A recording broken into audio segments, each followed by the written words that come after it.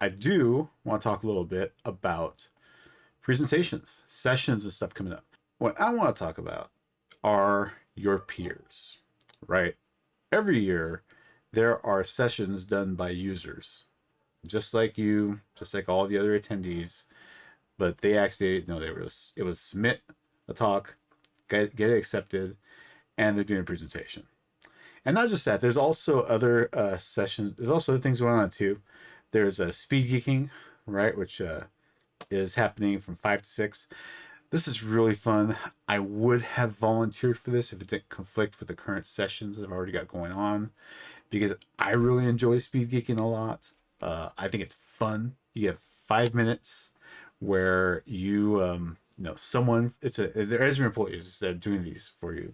But basically, it's 5 minutes. You go table to table, and it's like speed dating, but they're going to teach you something real quick, right? In 5 minutes, which is really cool.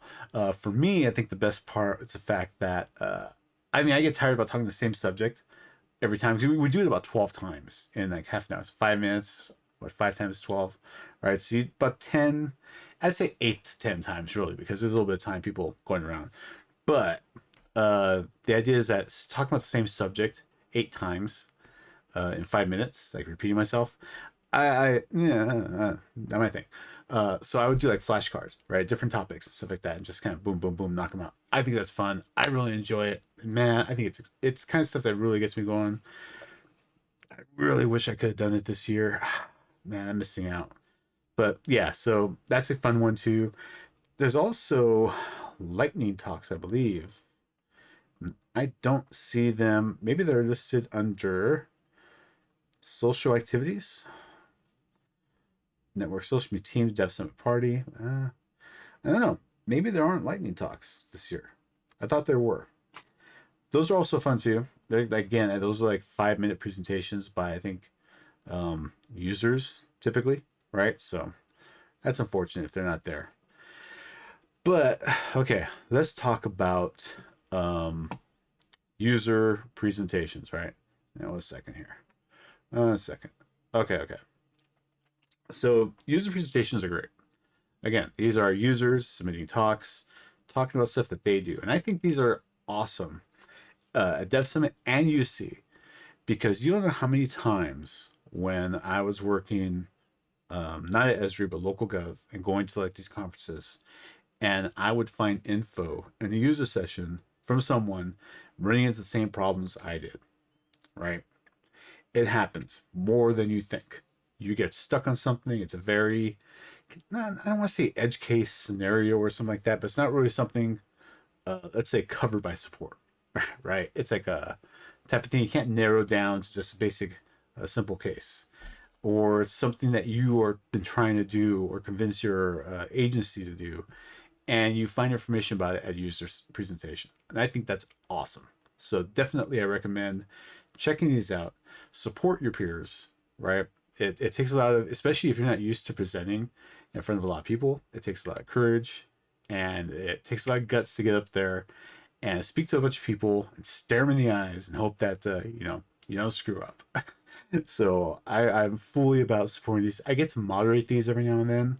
I don't think I will this year because of my schedule, unfortunately. But moderating is really kind of cool. Although with moderating, I don't get to really take them in as much as I would like to, because when you moderate, you kind of have to moderate 2 different rooms. So you go back and forth every few minutes or so to make sure things are working okay. So you can't really fully take them all in when you're doing moderating, unfortunately, but I still think they're awesome, and you really should try them out. So this one here, someone's doing a session on automated web layer updates with pandas and the ARCJ API for Python. So this is really cool, right? These people are out of Utah waste management and radiation control. So they need to make updates to their map to show how much municipal waste being processed by facilities. All right, now this is really cool. This is an awesome one. So they're taking advantage of the ARCJ API for Python, as well as some other Python libraries to get their work done. Definitely the kind of thing someone is probably gonna be interested in. Consuming ArcGIS indoor maps data with OpenLayers. Oh, okay. I was thinking OpenLayers. Okay, yeah, OpenLayers. More names. So they're using OpenLayers. And then blah blah blah. Intricate details of complex, blah, blah, blah. All right. During the session, we'll walk you through the process of configuring maps with ArcJS indoors and how to consume them using open source tools. All right. Okay. I get behind that. Demonstrate the integration of ArcJS under information model in the context of asset management. I mean, it's all about asset management, right? I mean, come on. I'm willing to bet like more than half of you are working in like the asset management space of some sort. If you don't think you're working in asset management, you're working in asset management. You work for the county, parcels are assets, right? Because you're collecting tax money off those people, right? So come on. Everyone's working in asset management, but asset management's a big deal, right? So Maximo, Maximo, my heart. Consuming. Okay, so this is kind of cool. Using in OpenLayers, that's neat. I would be interested in seeing how that works.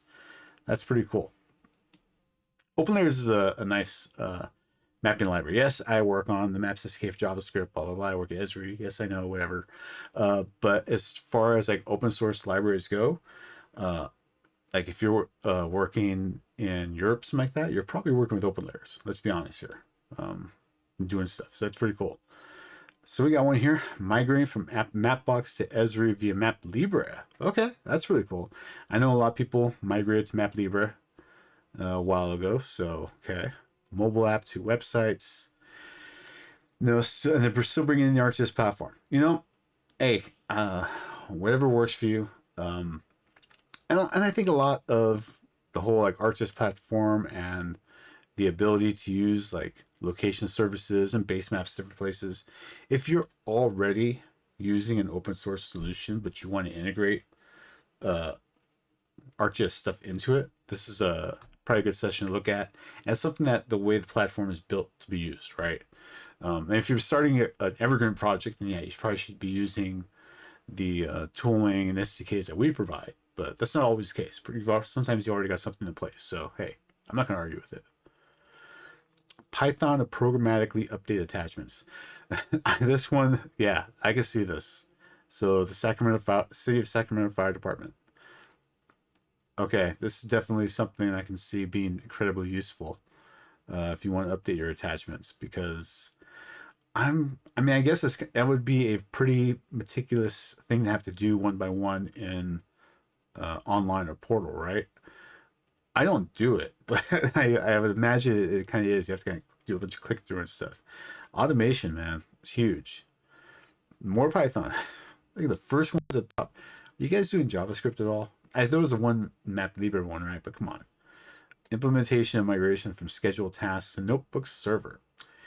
Huh.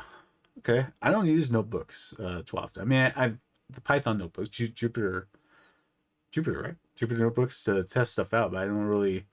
You can use it. You can use notebooks as a server. Oh. Sorry, I'm just reading this here. Okay. All right, so that's something I am not familiar with, but hey, this sounds really cool. I love automation stuff, man. Python saved my neck so many times automating these like tasks I had to do in my old job. It's great. Revolution. Excuse me. Revolutionizing flood alert systems. North Carolina's FEMA application. Flood inundation mapping and alert network. Real-time data from 550 gauges. Wow, okay. That's pretty cool. Processing real-time data from a lot of gauges like that with the various pieces of information. Okay, I get you. That's cool. React, Chart.js, supported by AWS. Actually, here, look at this is exactly the kind of stack that we get questions on sometimes. People want to know, how do I build something like this? Uses these pieces, deploy it and stuff, right? So here you go, man. This is it. And another thing too, maybe the session itself, like the parts of it in the session, are somewhat useful for you. But this is networking, man. I mean, get their cards, give them your card, hit them up later on, and share some info, because these people are using AWS for their particular project, and maybe what they're doing at the moment isn't exactly what you're doing, but they've already got some insight on what it is you want to do, working with AWS, so you don't get like a $10,000 bill, right? So Oh, it makes okay, okay. From field to database, elevating crane conservation with Jess. Look at this. Okay, so the International Crane Foundation and NPGS. All right, so here we got some like I'm assuming crane the bird, right? Yeah, it's gotta be Sandhill and Whooping Crane databases. Okay, so here we've got like a really good, um, a cause, something being built for a good cause here. So definitely would want to check this one out. Transitioning from an outdated platform to modern Postgres infrastructure. All right. Field researchers craft a tailored interface. On ground realities. I'm guessing this is based on the field data being collected, right? Conservation data. So yeah, I mean this is complete. This is really cool. Conservation data management.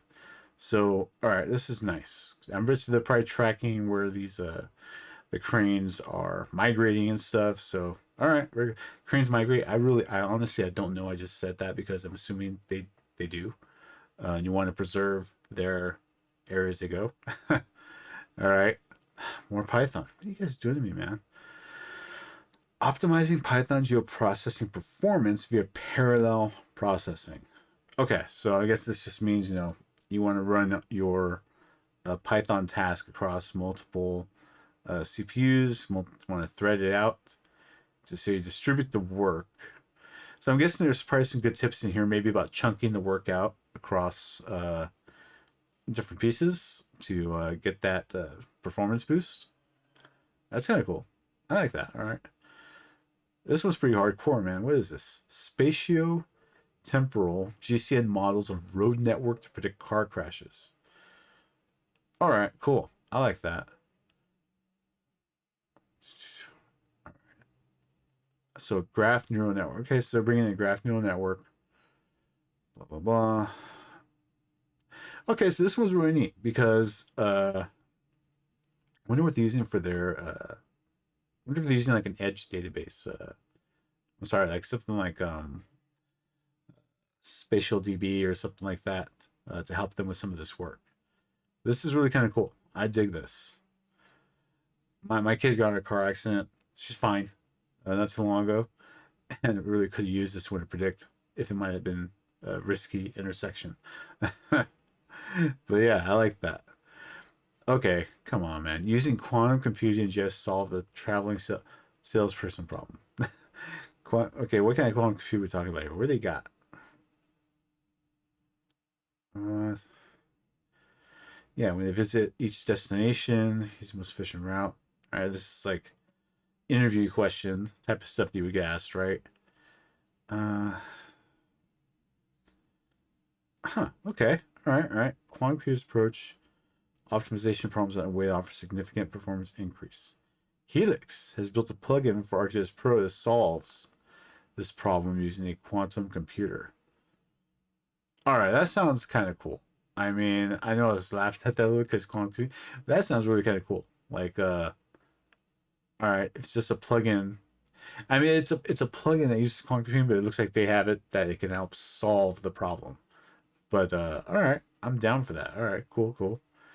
Jess Auditor, automated system for ArcGIS enterprise users and contents audit. Okay, so is this for auditing your data that you've got in your enterprise? This is really useful because if someone hasn't used, looks like they haven't used services or user has not accessed it in a long time, it's going to go and shoot off emails to kind of tell them, hey, uh, can we get rid of your account? Which is kind of cool. All right, I'm behind that. Anything that kind of cleans things up, right? And this is one of those things where like you I would hope that if you did this and you had users on there and the users left your company or agency, whatever, that there's pieces in place to clean all that up everywhere, but maybe not. Maybe don't need it. Or maybe someone moved on to a different department. They don't need access anymore. There's security issues behind all that and stuff too, right? Oh my god, more Python. Jeez. All right, use the Python arcade to disseminate and visualize crash data. So this looks kind of similar to the other data about predicting accidents, but this is more about visualizing that data. All right. And this is within Pennsylvania. More Jupyter notebooks. Okay. This is really kind of cool. I dig that. Oh, snap. Resolving performance and memory issues with Angular and Esri. Well, I know you can resolve issues right away. I'm kidding. I'm sorry. I shouldn't say anything. Uh, but okay. So Patrick Engineering, writing custom application with Angular and Esri. Okay, so this was really kind of cool. We get so many Angular questions. You guys use Angular a lot, don't you? No, I was really surprised by that. I don't, so I can't answer too many questions. Andy Gup does. He's on the team and he does, but I don't. See, he's more Angular smart than I am. Although I gotta admit, I've done. It's not Angular itself that I've really got issues with, right? I've done a little bit of small projects, writing code with Angular and stuff like that, and it's not bad. I like the whole decorator thing, classes and components you can do with Angular and stuff, templating, and it's nice. That I do have to admit that I don't mind Angular itself so much. It is the build tooling behind Angular that kills me sometimes, man. I do a dev build and I sit there for 5 minutes while it's like going through phases or puberty, or I don't know what's happening with Angular sometimes when I do things, but it's okay. We get a lot of Angular questions and I don't mind it. It's fine. But I would definitely check this out. Since we have so many people that use Angular, this is probably a great session to go in and check out and see what people are doing, right? Zone.js is a killer. It does so. If you have a problem with the Maps SDK and Angular, I am willing to bet it is like a 95% chance has to do with Zone.js. That's all I'm saying, right? Web-based JS data observation of differences in performance and management. Huh. All right, determining which web-based data types to use in web applications will be tricky. Start from less complex moving forward, and complexity is best practice. Blah, blah, blah. Cover the observed pros and cons of utilizing feature layers, vector tiles, and map image caches. All right, it's going to talk about 3 data types, scope of differences observed. Okay, so this one's cool because we have sessions all the time. I just talked about like the feature layer session, right? And then there's we don't have vector tile sessions anymore, which is kind of baked in to the Maps SDK. There might be, I don't want to say we don't have any. There might be a session or two on vector tiles in there, but I want to say it's probably with other tile layer type of stuff, right? And the map image caches. So each of those types of services has its pros and cons, strength and weaknesses, right? Feature services have caching. They're very queryable, high performance for a lot of data, right? Vector tiles are, what is the old saying? Raster is faster, but vector is corrector, right? So like, but the thing with vector tiles is that it's already pre-cooked data, right? So once you have the tiles, I mean, not much you can do with them at that point. It's already cooked, right? You can't like change too much. But map image caches, map tiles, I mean, raster data still, I mean, come on. You're going to be using base maps and aerial imagery, historical aerial imagery.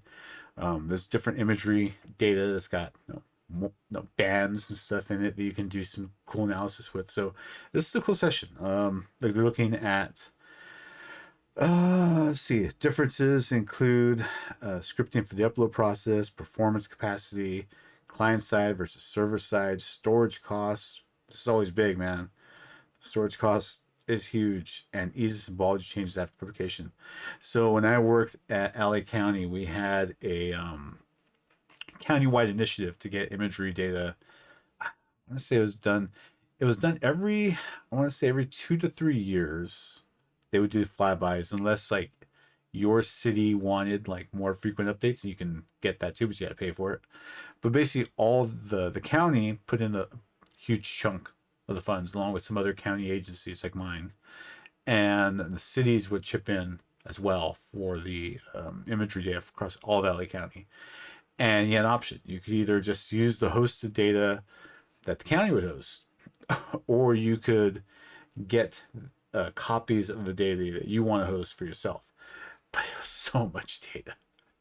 We wanted to do it, at our agency, but our IT department was like, no, because for every like terabyte of data that we wanted to store, they require like 5 terabytes to back that up. Various backup mechanisms they had in place, right? I mean, tape backups, on-site backups, offsite, the whole thing.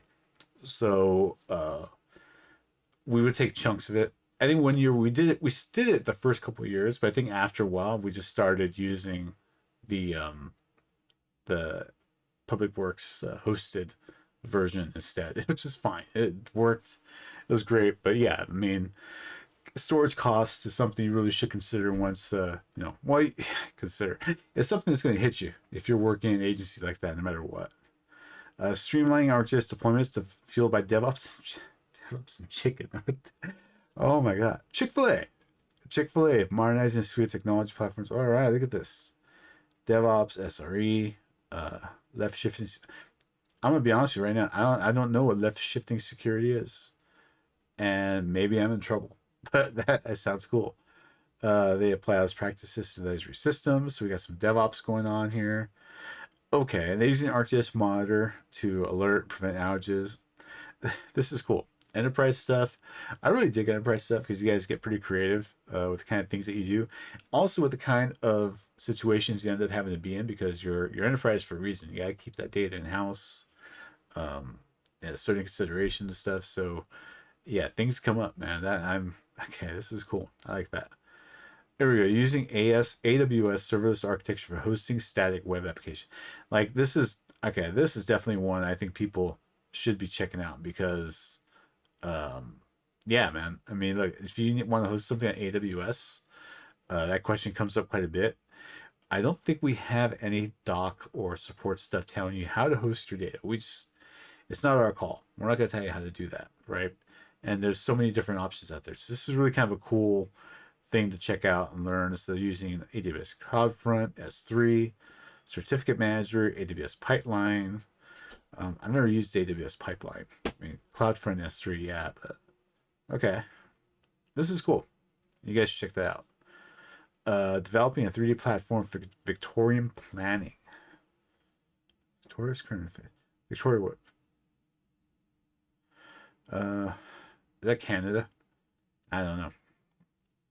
I want to see this one.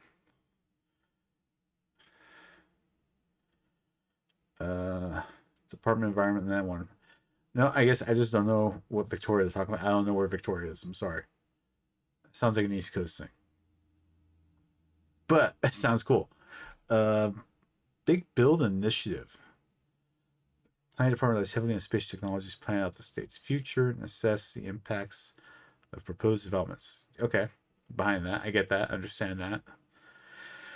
That's the development of a 3D spatial platform for planning. Now, this is really cool. I've talked to a few people working in 3D on my podcast about how this is like kind of use case for 3D stuff, right? For planning purposes and whatnot. All right, that's cool. Unreal Engine. Look at that. That's cool. So the game engine for runtime. That's more a runtime thing. Or maybe they're, okay. All right. All right. I'm gonna check this. This one's cool. Damn it. I can't see this one. I'm on a third Thursday. All right. So I have a 3D web app. I'm curious how this Unreal Engine comes into play with the 3D web app. I don't know. Maybe there's a path forward from here to the web. I'm not familiar with Unreal and stuff like that. So, all right, that's cool. I really like that.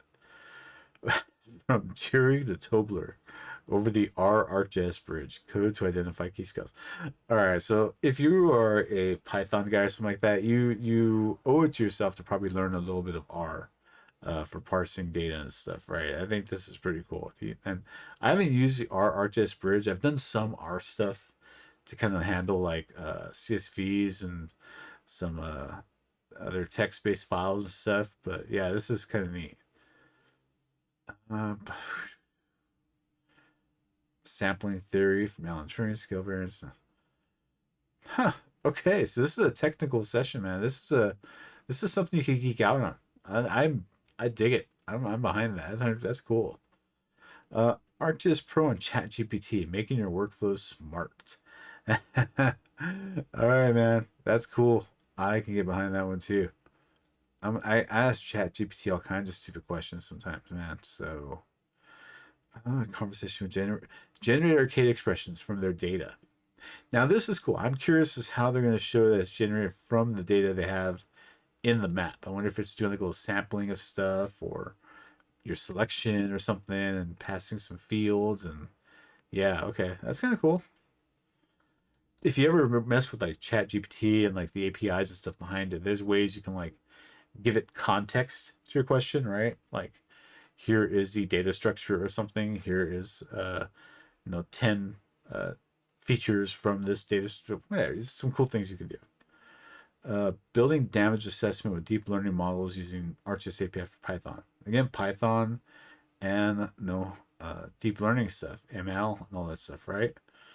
Is ML same thing? I don't know, man. I'm just talking here. Python the beneficial overall assessment process. Tactics present a new study for building damage assessment leveraging the power of GeoAI. Okay. All right. I mean, AI is gonna be big no matter what. So there's gonna be any sessions you want to check out on the AI, for sure. Look for them. Wonder if they're tagged that way. I haven't checked. All right, so building custom experience builder widgets and the ArcGIS cloud. All right, so New York State Department Office of Planning Development. All right, have I talked to these guys before? I might have talked to these guys in the past about stuff, but okay. So they've migrated some stuff from custom built solutions to ArcGIS Experience Builder apps. Okay. So they had to add some functionality to their Experience Builder that they had in their old application. All right, this is very cool. And this is kind of neat because if you have enterprise, you can host the Experience Builder widgets in your enterprise so that if you want to create further apps using some of those widgets, you can. It's pretty straightforward. All right, I like that. And Experience Builders, people should check that out.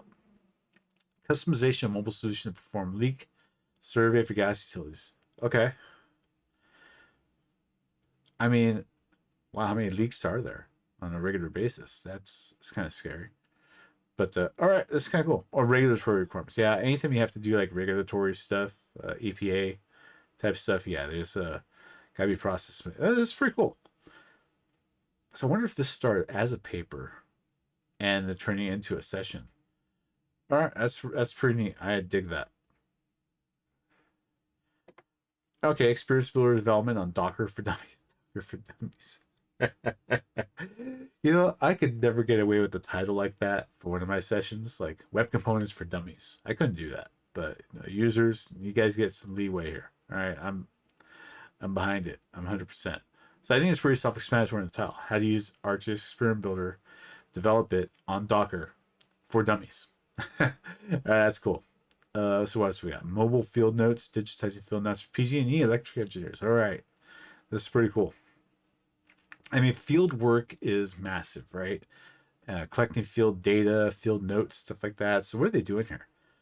They use REST APIs, Web App Builder, Workforce, Survey 123, integration with SAP and ArcGIS using APIs, JavaScript and calculations, dashboard, Power Automate. That is a lot of pieces coming together in one project. But you know what? I mean, someone like PG&E and managing field data and stuff like that. I mean, it makes sense, right? You have to do this. I'm guessing a lot of this is because the SAP stuff they need to integrate with here, or maybe they're pulling data out of SAP. I'm not too sure. I know people that worked with SAP before, but yeah, I've never had to like work with them myself. So, okay, so that's all the user presentations. I believe there are 24 user presentations altogether. So I highly recommend you check these out. Support your peers because like I said, it takes a lot to have the cojones to step up and do these sessions and stuff. So go out there, support them, learn something new, and network. Right? I mean, this is part of the whole networking thing you're going to do with your peers out there. I mean, yeah, you can come and talk to the devs or engineers and stuff working at the expo show, but come on, man, you want to learn from the people that are on the ground doing the same kind of work that you're doing, right?